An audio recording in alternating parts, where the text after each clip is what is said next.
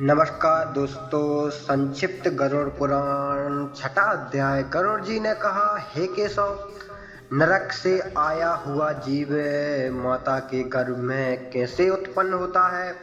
वह गर्भवास आदि के दुखों को जिस प्रकार भोगता है वह सब भी मुझे बतलाइए। भगवान विष्णु ने कहा, स्त्री और पुरुष के संयोग में जैसे मनुष्य की उत्पत्ति होती है उसे मैं तुम्हें कहूँगा।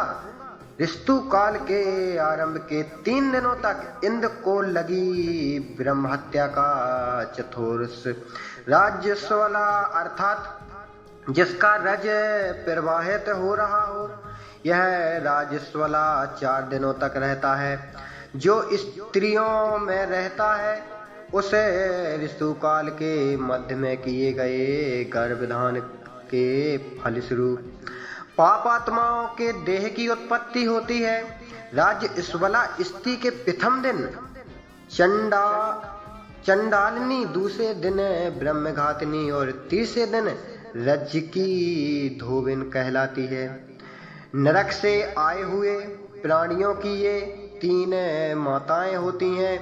देव की प्रेरणा से कर्मनिरोधी शरीर प्राप्त करने के लिए प्राणी पुरुष के वीर्य का आश्रय लेकर स्त्री के उदर में प्रविष्ट होता है। एक रात्रि में वह शुक्राणु कालल के रूप में, 5 रात्रि में बुध के रूप में और 10 दिनों के बेर के समान तथा उसके पश्चात मांसपेशियों से युक्त अंडकार हो जाता है। 1 मास में सिर, 2 मास में बहु आदि शरीर के सभी अंग, तीसरे मास में नख, लौं में स्थित चर्म तथा विलंग बोधक छिद्र उत्पन्न होते हैं। चौथे मास में रस, रक्त, मांस, मेदा स्थित मज्जा और शुक, ये 7 धातुएं तथा 5वें मास में भूख प्यास पैदा होती है। छठे मास में रजायु में लिपटा हुआ वह जीव माता की दाहिनी कोख में घूमता है और माता के द्वारा खाए पिए अन्न देह से बड़े हुए धातुओं वाला वह जंतु विष्ट मुक्त के दुर्गंध युक्त गड्ढे रूपी गर्भाशय में सोता है। वह गर्भस्था सुक्षित कृमियों के द्वारा उसके सुकुमार अंग प्रति क्षण बार बार काटे जाते हैं, जिससे अत्यधिक कलेश होने के कारण वह जीव मूर्छित हो जाता है। माता के द्वारा खाए हुए कड़वे, तीखे, गरम, नमकीन, रूखे तथा खट्टे पदार्थ के अति उद्देजक स्पर्श से उसे समूचे अंग में वेदना होती है और रजायु अर्थात झिल्ली से लिपटा हुआ वह जीव आंतों द्वारा बाहर से ढका रहता है। उसकी पीठ और गर्दन कुंडल लाकर रहती है। इस प्रकार अपने अंगों से चेष्टा करने में असमर्थ होकर भी वह जीव पिंजरे की स्थिति पंछी की भांति माता की कुक्षी में अपने सिर को दबाए हुए पड़ा रहता है।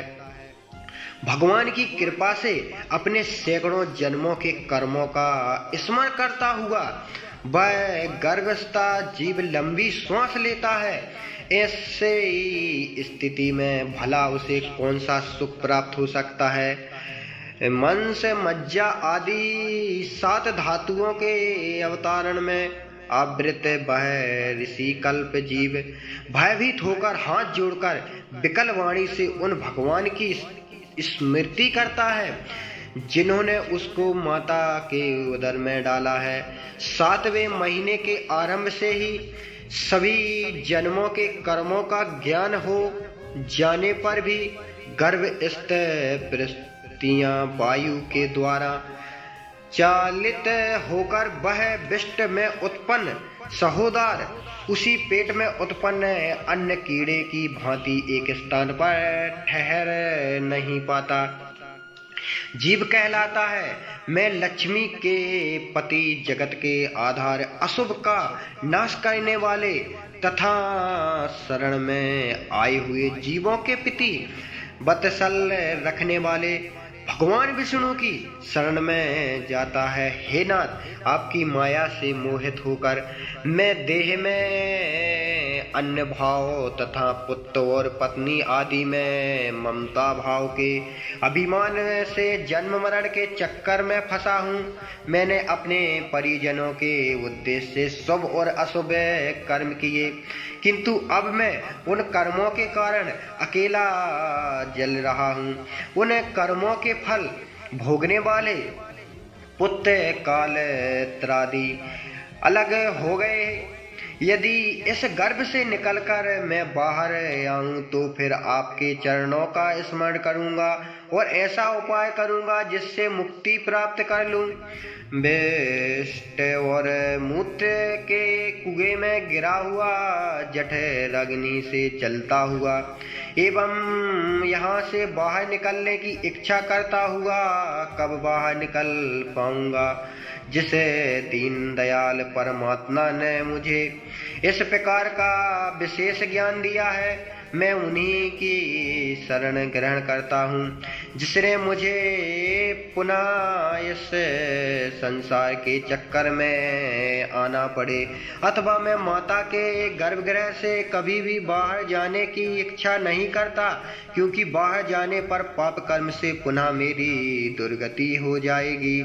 इसलिए यहाँ बहुत दुख की स्थिति में रहकर भी मैं खेद रहित होकर आपके चरणों का आश्रय लेकर संसार से अपना उद्धार कर लूंगा। श्री भगवान बोले, इस प्रकार की वृद्धि वाले एवं स्मृति करते हुए 10 मास के ऋतु कल्प से जीव को पृष्ठी वायु प्रसव के लिए तुरंत नीचे की ओर ढकेलता है।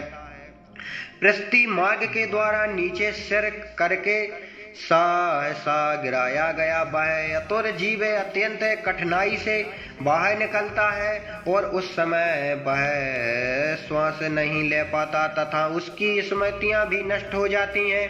पृथ्वी पर विष्ट और मूत्र के बीच गिरा हुआ वह जीव मल में उत्पन्न कीड़े की भांति चेष्टा करता है और विपरीत गति प्राप्त करके ज्ञान नष्ट हो जाने के कारण अत्यधिक रुदन करने लगता है।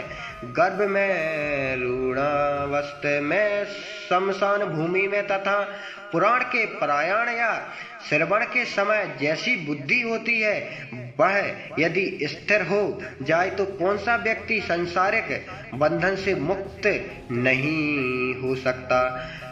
कर्म भोग के अंतर जीव जब गर्भ से बाहर आता है तब उसी समय वैष्णवी माया उसे पुरुष को मोहित कर लेती है।